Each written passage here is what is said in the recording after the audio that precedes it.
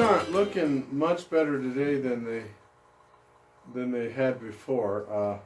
But there is one thing I'm noticing. I thought I'd point this out. Now, a minute ago, I took a water sample and see the little vial here, and it's a pH kit. Anyway, this is the water. Let me get over here where maybe you can see this. This is the water that I just took out of there and put the little 3 drops of the pH solution in it. And this is the little card here that you compare the color to. And as you can see, it looks to me like it's probably right here, which is 7.6, or maybe here. But 7.6 is you know, it's on the alkaline side. If you remember, pH of 7 is neutral. And over here is really, maybe over here or here is where you'd really like to see it. Is over in 6.6 or something like that, or 6.8 maybe. Now, the reason I bring this up is because I did have it to where this vial was essentially you know, in the 6.4 range. And the way I did that was I was pouring muriatic acid into it. Now, the problem was, what I noticed was that I started putting the acid in, and the next day, you know, I'd noticed that the pH was, satisfactory. It was doing fine. And then I'd come back the next day and measure the pH again, and then I'd get something like that, to where it was even darker than that blue, and you go, wait a minute, it was 6.8 or something like that one day, and the next day it's over 7 or something, or 8 again? How's that possible? So you put some more acid in it, and you get it back, push it back a little bit. But the point is you put acid in it, and then it changes to acidic, and then it goes back to alkali. Put acid in it, it changes to acidic a little bit, and then you let it sit, and then it goes back to alkali. But you know, and then repeat the cycle. So what seems to be happening is there's a buffering system going on, and what it is calcium, I think, is one of the worst ones that'll buffer that stuff up. And what it does is, I guess it goes to calcium carbonate. I don't know the chemistry off the top of my head, but the idea is you put some acid in it. Well, the calcium, let's just say calcium carbonate and some other things, just sitting in the water, tend to make it alkaline, tend to make it a pH above 7. And so if you got minerals in your water, that's generally why your pH is way above 7 just normally. So anyway, what happens is, as you put acid in it, you break down some of this calcium carbonate.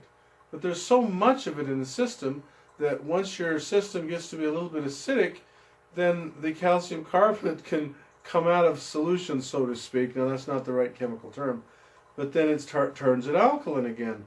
And it's called buffering. So, in other words, it's like storing up the alkalinity, because you got so much calcium in your system.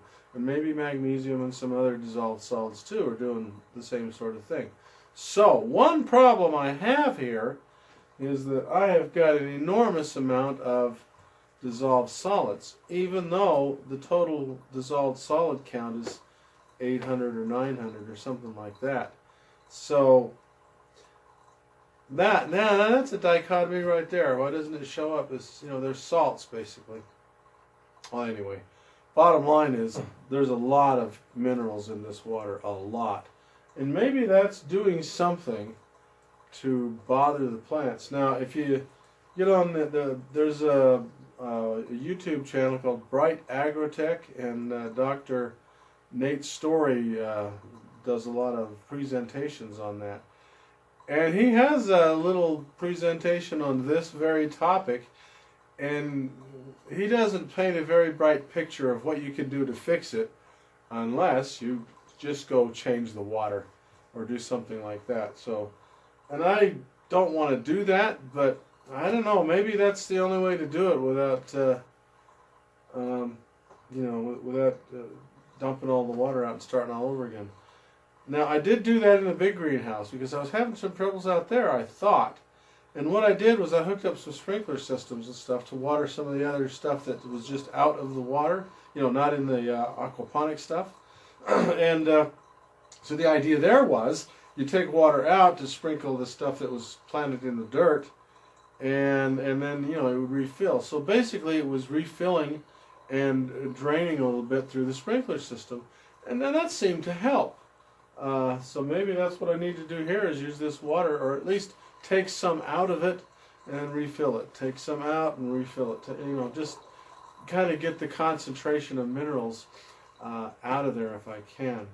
So maybe that's what I've got. But I'm going to do a little more experimenting to see if maybe there's something else going on. Because like I just said, 800 or so parts per million total, that's a measure of your dissolved solids.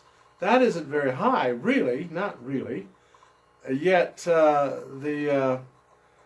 when I do the pH test and put the acid in, the buffering is really heavy in there, because you put acid in and then it comes right back to alkaline. So there's a lot of something inside dissolved in there that's a lot of the calcium and on magnesium and things like that. So maybe there's a problem there. Anyway, I'm going to keep working on this.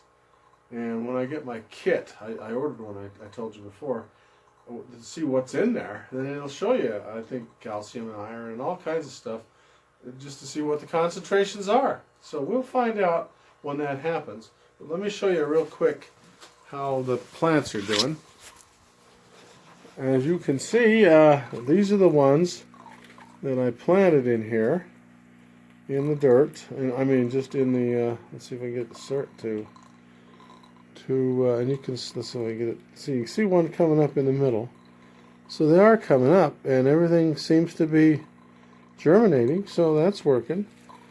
And of course that one's dead, that one's dead. Now these are the ones I planted, and this is in nice water. Now this one, I don't know, they just seem to be hanging on, not doing anything. And there's no roots coming out of there. They should really be going by now. Now this, maybe I just put too much fertilizer in here altogether. Because I've done this before with this stuff and it worked great. And now this is interesting. This is a celery that's been in here all the time. Now let me take a look at this, because you can see what seems to be happening here is the edges are turning white and the middle around the veins are a darker green. Now that means, well, that means something when you talk about biology, because I mean plant biology, because some of the nutrients can move around the plant and some cannot. So it means something when the right around the veins there, things are green, and then on the edges they're white. That says that something is being moved around in there. I don't know, but anyway, I'll have to look at that and see if I can see if I can find some answers for that too. But anyway, that's where I am today. I'm not any closer. Well, maybe I am. But anyway, there you go.